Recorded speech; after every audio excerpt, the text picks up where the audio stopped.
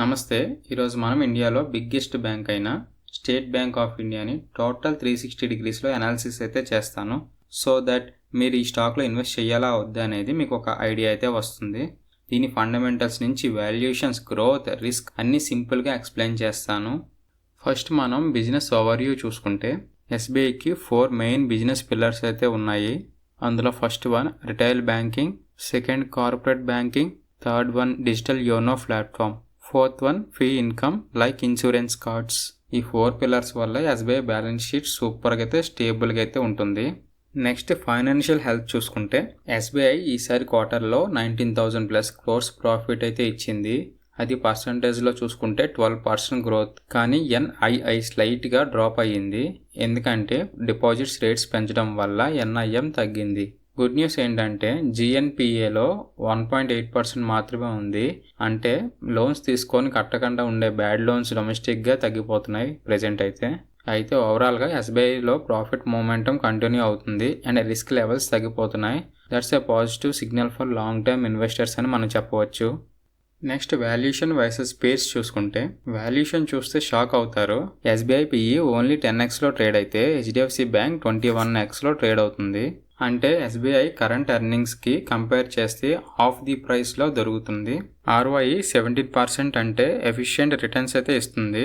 Dividend కూడా 1.3% అంటే share హోల్డర్స్కి study income అయితే ప్రెజెంట్స్ అయితే ఇస్తుంది. ప్రైవేట్ బ్యాంక్స్ ఫ్యాన్సీ వాల్యుయేషన్స్తో కంపేర్ చేస్తే ఎస్బీఐ స్టిల్ అండర్ వాల్యూడ్లో ప్రెజెంట్ అయితే ఉంది. అయితే ఇది వాల్యుయేషన్స్ అలాగే పేర్స్తో కంపేర్ చేస్తే మీకు ఏమైనా డౌట్ ఉంటే స్క్రీన్ మీద డిస్ప్లే చేశాను, ఒకసారి అయితే పాస్ చేసి అయితే చూడండి. సో దట్ మీకు ఇంకా క్లియర్గా అయితే అర్థమవుతుంది. నెక్స్ట్ గ్రోత్ చూద్దాం. ఎస్బీఐ గ్రోత్ చూసుకుంటే ఇండియాలో ఫైనాన్షియల్ బ్యాక్ బోన్లా ఉంది.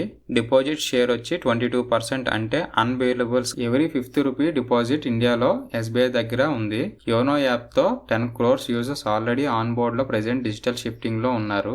ఇంతమంది డిజిటల్ యూజర్స్ ప్రైవేట్ బ్యాంక్ దగ్గర కూడా లేరు. అది ఎస్బీఐకి స్ట్రాంగ్ మోటో అయితే అవుతుంది అండ్ అది చాలా బిగ్గెస్ట్ పాజిటివ్ న్యూస్. నెక్స్ట్ ఇప్పుడు చాలా ఇంపార్టెంట్ అయిన రిస్క్ ఫ్యాక్టర్స్ అయితే చూద్దాం. ప్రెజెంట్ కొన్ని వార్నింగ్ సైన్స్ అయితే ఉన్నాయి. అందులో ఫస్ట్ ఇది క్రెడిట్ గ్రోత్ ఇప్పుడు స్లోగా ఉంది, అంటే లోన్స్ డిమాండ్ తగ్గుతున్నాయి. నెక్స్ట్ అలాగే డిపాజిట్స్కి హై ఇంట్రెస్ట్ ఇవ్వడం వల్ల ఎస్బీఐ మార్జిన్స్ కొంచెం అప్ అండ్ డౌన్ అవ్వచ్చు. నెక్స్ట్ అలాగే ఫిన్టెక్ మరియు ప్రైవేట్ బ్యాంక్స్ అగ్రెసివ్గా మార్కెట్ని అయితే క్యాప్చర్ చేస్తున్నాయి. నెక్స్ట్ ఇప్పుడు లేటెస్ట్ న్యూస్ అయితే చూద్దాం. రీసెంట్ క్వార్టర్స్లో ఎస్బీఐ పెర్ఫార్మెన్స్ సూపర్గా అయితే ఉంది. ప్రాఫిట్ 12% పెరిగాయి. ఎన్పిఎస్ కూడా 1.8%కి మాత్రమే ఉన్నాయి. ప్రెజెంట్ డివిడెండ్ కూడా 16 రూపీస్ డిక్లేర్ చేశారు, అంటే షేర్ హోల్డర్స్కి కొంచెం రివార్డ్ అయితే ఇచ్చారు. డిజిటల్ యోనో ఎక్స్పెన్షన్తో ఆపరేషన్ కాస్ట్ తగ్గుతున్నాయి. ఫ్యూచర్ ప్రాఫిట్కి వెళ్ళే గుడ్ సిగ్నల్ అయితే కనిపిస్తుంది. నెక్స్ట్ ఇప్పుడు మనం టెక్నికల్ అనాలిసిస్ అయితే చూద్దాం. అయితే మీకు చార్ట్ చూపిస్తే కన్ఫ్యూజ్ అవుతారని టేబుల్ ఫార్మాట్లో అయితే ఇస్తున్నాను. ప్రెజెంట్ స్టాక్ అయితే 845 రూపీస్ దగ్గర అయితే ట్రేడ్ అవుతుంది. రీసెంట్గా రెసిస్టెన్స్ జోన్కి జస్ట్ బిలో అయితే ఉంది. నెక్స్ట్ 52 వీక్ లో చూసుకుంటే 620 నుంచి 900 వరకు అయితే రికవరీ అయ్యింది, అంటే బుల్లిష్ స్ట్రక్చర్ స్ట్రాంగ్గా అయితే ఉంది.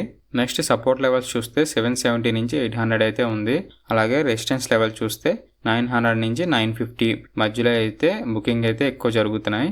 సో మీకు ఇంకా నేను చెప్పేది కొంచెం క్లియర్గా ఉండకపోవచ్చు. సో స్క్రీన్ మీద అయితే డిస్ప్లే చేస్తున్నాను టేబుల్ ఫార్మాట్లో, ఒకసారి చెక్ చేయండి. అయితే ఒక మాటలో చెప్పాలంటే షార్ట్ టర్మ్ సపోర్ట్ అయితే 800 దగ్గర ఎక్కువ మంది బయర్స్ రీఎంట్రీ అవుదామని చూస్తున్నారు. రెసిస్టెన్స్ అయితే 900 నుంచి 950, ఇక్కడ ప్రాఫిట్ బుకింగ్ అయితే అవ్వచ్చు. నెక్స్ట్ ఇప్పుడు పేర్స్ కంపారిజేషన్ చూద్దాం.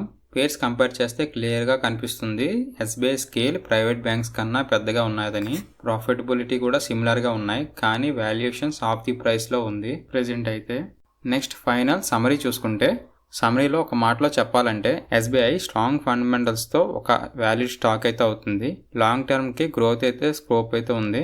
షార్ట్ టర్మ్లో మాత్రం ఎన్ఐఎం ప్రెజర్ మానిటర్ చేస్తూ ఉండాలి. అయితే ఈరోజు మనం ఎస్బీఐ యొక్క 360 డిగ్రీస్ అనాలిసిస్ అయితే మనం కంప్లీట్ చేసుకున్నాం. అలాగే నేను చేసే అనాలిసిస్ మీకు ఎలా అనిపించిందో కామెంట్లో ఏమైనా షేర్ చేయాలంటే షేర్ చేయండి. అయితే మళ్ళీ నెక్స్ట్ వీడియోలో ఇంకా మంచి స్టాక్తో అయితే మేము ముందుకు వస్తాను. Thank you for watching.